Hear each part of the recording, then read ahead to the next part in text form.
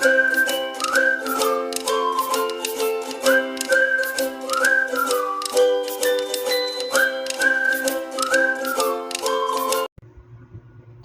pessoal, tudo bem com vocês? Nós estamos hoje aqui para falar sobre detoxificação. Detoxificação é muito falado hoje em dia, né? A gente tem suquinhos que a gente compra no supermercado, sucos detox, mas o que realmente é a detoxificação no processo terapêutico?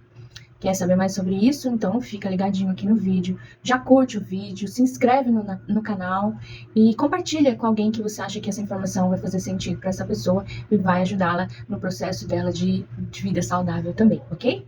Então vamos lá. Eliminação de maus hábitos, né? Uma das primeiras coisas que a gente tem que falar sempre que alguém vem para o consultório primeira coisa, tira da sua vida aquilo que te faz mal. Então vai ser muito difícil para a pessoa ter sucesso na terapia, ela manter a terapia com sucesso, se ela não tirar, remover o que faz mal.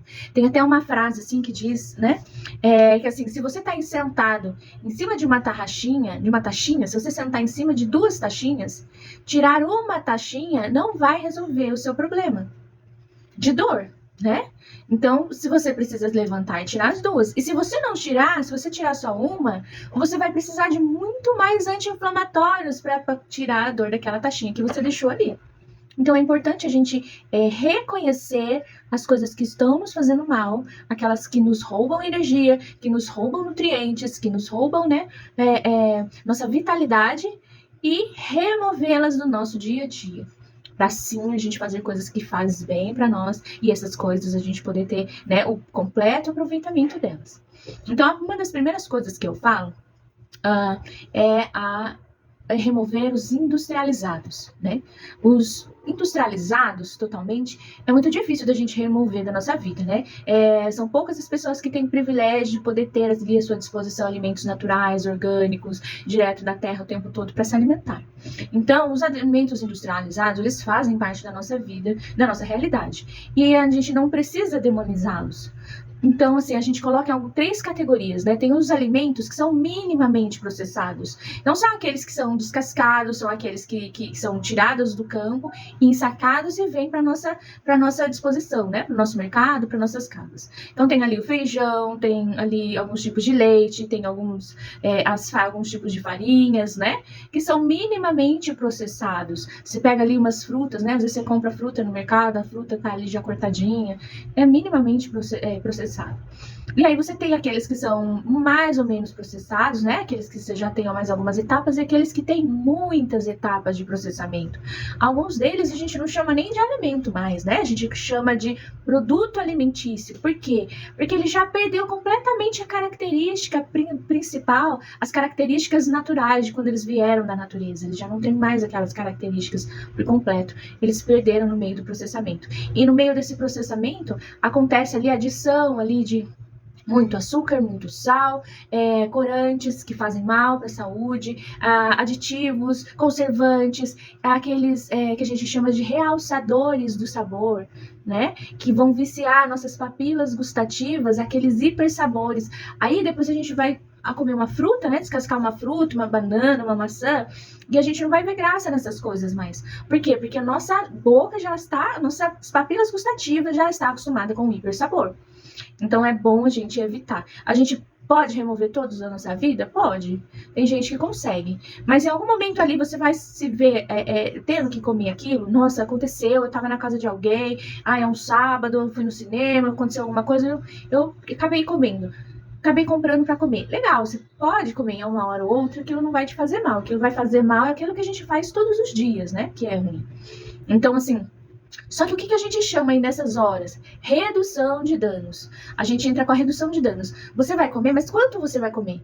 Porque você vai comer um pouquinho, você precisa pisar já logo, como que eles falam? Pisar na jaca? Você não precisa mandar a jaca toda pro brejo, você pode pisar só um pouquinho, você pode comer um pouquinho. Evite aqueles tamanhos grandes, né, de embalagens. Se você for comprar, compra pequeno. Aí tive que tomar um refrigerante, tava muito calor, tava com muita sede, tava ali no churrasco, tive que tomar um refrigerante. Tá, legal, mas você pegou sei lá, tem aqueles caçulinha, né? Você pegou um daquele caçulinha pra tomar, você tomou um copo, tomou 2, ou você pegou comprou um de 600 ml? Não tem necessidade, né? Então, assim, você compra um de 2 litros, você foi lá, a gente foi comer uma pizza em casa, compra uma latinha, compra. Se você for dividir com alguém, compra um pequeno. Você não precisa comprar 2 litros, algo que vai ficar na sua casa ali, que você vai ficar tomando aquilo pra semana inteira, né? Ou então desperdiçar jogando fora, desperdiçando seu dinheiro. Então, não há necessidade disso. Eu vejo às vezes muito assim, às vezes tem até promoção, né? Tá mais barato comprar o grande, que vem muito, do que o pequeno, que vem menos. E aí eu escolho o pequeno, a pessoa às vezes ela tem gente que fala, mas você não quer levar o grande? O grande tá mais barato. Eu falei, não, mas a minha saúde é mais valiosa para mim. Eu sei que se eu levar o pequeno, eu vou só tomar o pequeno. Então, são chavinhas assim que vão virando na nossa cabeça conforme a gente vai caminhando, né? Então vamos lá. Essas são a primeira coisa que a gente faz o detox. Segunda coisa, parasitas, né? Pessoas que ali estão há muito tempo sem tomar o remedinho antiparasitário. Então, assim, acabam desenvolvendo algum estado de parasitose ali, silenciosa, não sabe. Às vezes tem um parasita ali no intestino daquela pessoa roubando os nutrientes dela, ela não sabe. Então é muito importante também você procurar o seu médico, pedir para ele, né? No farmacêutico, um médico, pedir ali um antiparasitário para você tomar a cada um ano, dependendo, pessoas que comem muitas folhas, muitas saladas, como no meu caso, às vezes a gente acaba até tomando a cada 6 meses, por causa do volume, né, que a gente é exposto a esse tipo de problema. Então é importante também. Outra coisa, uso de álcool, tabaco, maconha, essas coisas, elas não têm ali uma quantia que a gente chama de saudável para a gente fazer o consumo dessas coisas, que seja saudável para nosso organismo. Então tem pessoas que falam assim, mas tem o uso hormético, né? A hormese, o processo de hormese é aquele processo de estresse que a gente causa propositalmente no nosso organismo para fins de fortalecimento. Então, por exemplo, na musculação a gente faz ali um processo de hormese com os músculos, a gente estressa os músculos para que eles se fortaleçam. E isso é bom até certo ponto. Se for excessivo, também vai fazer mal à nossa saúde. Então, assim, mas no caso do álcool, do tabaco, da maconha, não existe um caso seguro que a gente possa afirmar assim, não, vai que vai dar certo, não tem. Então, assim, o nosso conselho é abster-se. Abstenha-se, mas aconteceu, mas foi um final de semana, foi uma vez só. Não é isso que vai trazer um problema para sua vida.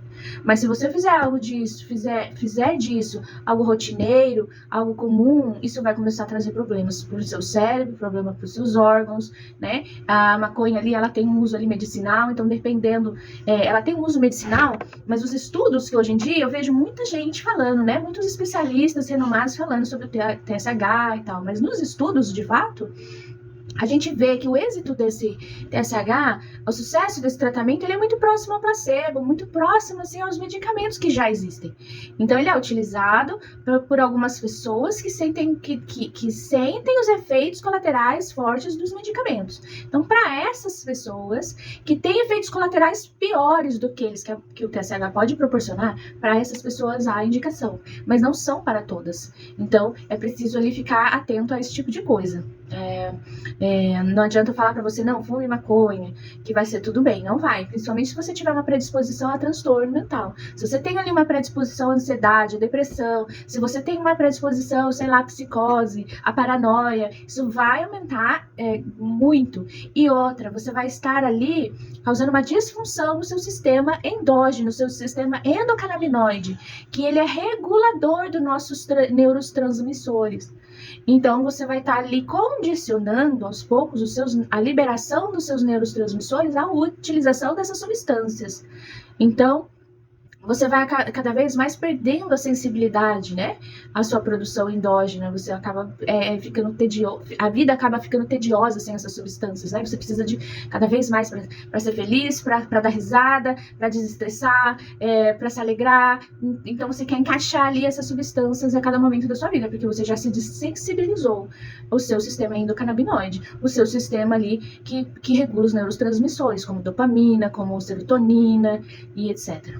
Então, assim, outra coisa também, a pornografia, isso é um assunto muito delicado, né? Porque é uma coisa aparentemente ingênua, né? Aparentemente algo que é pequeno, mas ele não é. Ele vai causar, a pornografia, ela causa ali uma lesão no nosso lobo frontal, de fato, e condiciona, assim, uma liberação excessiva de dopamina, e acaba condicionando a liberação de dopamina àquele ato. Então você sempre quer ficar fazendo aquilo, que você sempre quer assistir aquilo.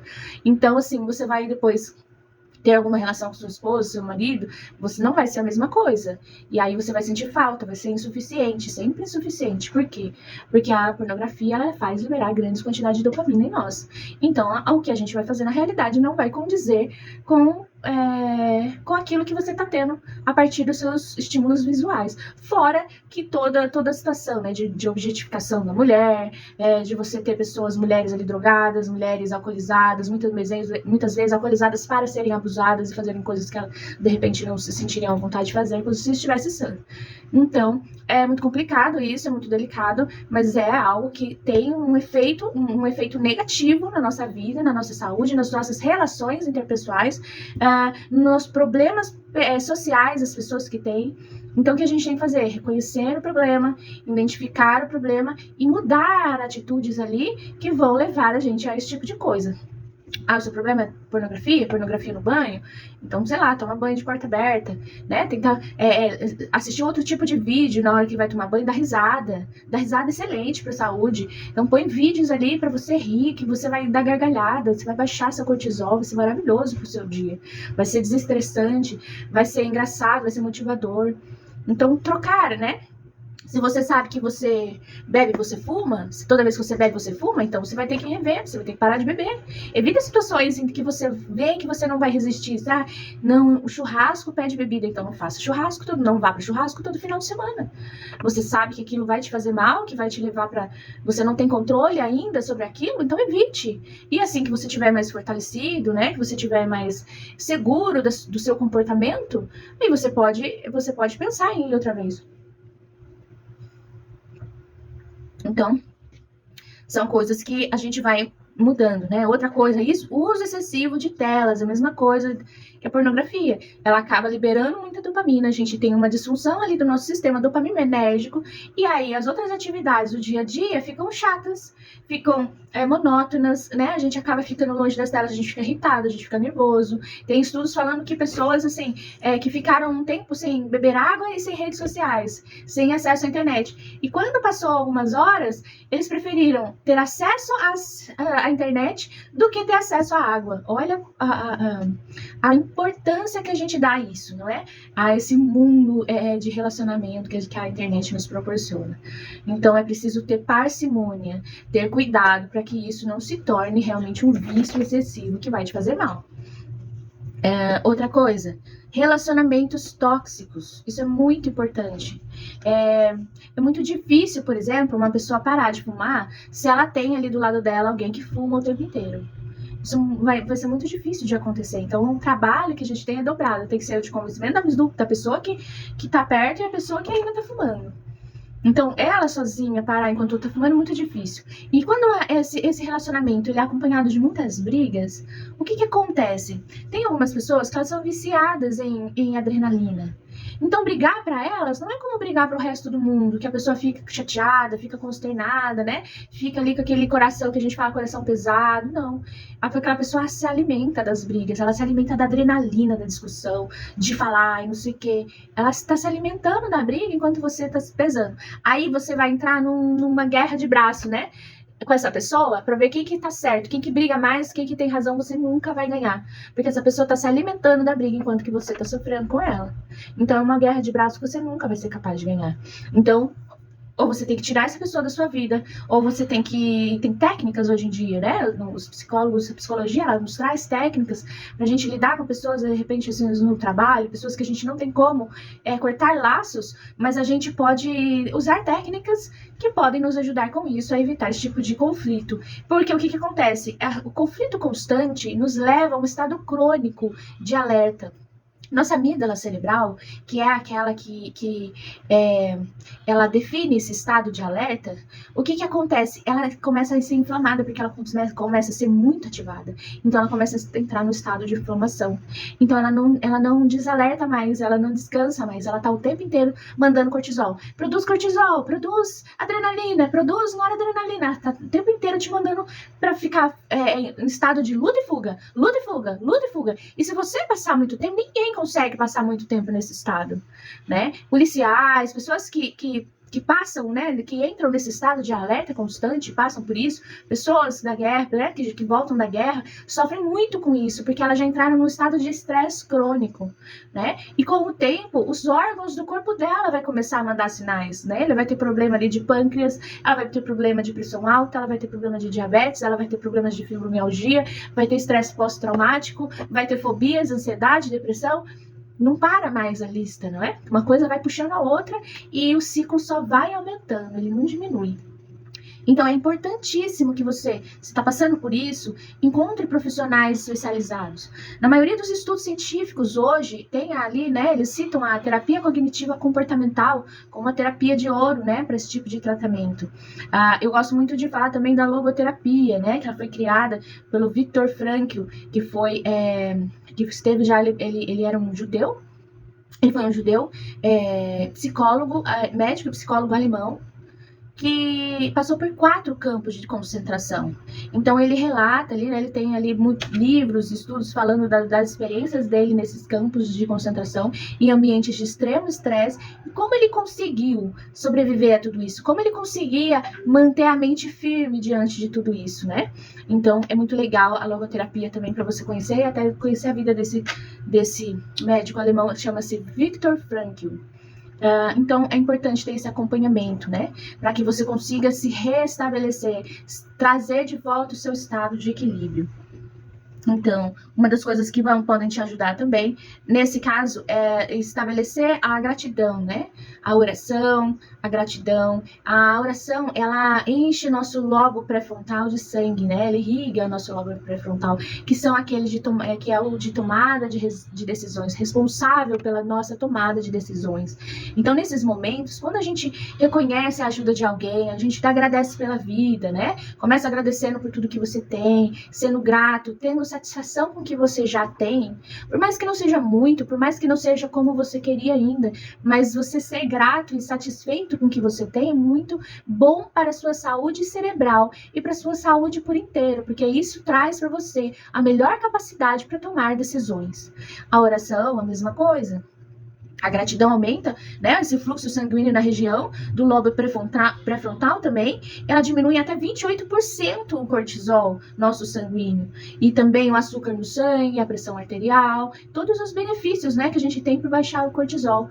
Então, assim, você pode praticar a gratidão, você pode fazer uma oração, você pode praticar a risoterapia, que é colocar algo para você assistir, para você dar risada, para você ter aquele momento de relaxamento, e você evitar esse tipo de coisa, que esse tipo de toxicidade, seja de alimentícia, seja na alma, seja nas relações, isso se torne parte de você, né? A reclamação, por exemplo, você acaba, quando você está perto de alguém que reclama demais, você acaba fazendo isso por espelhamento.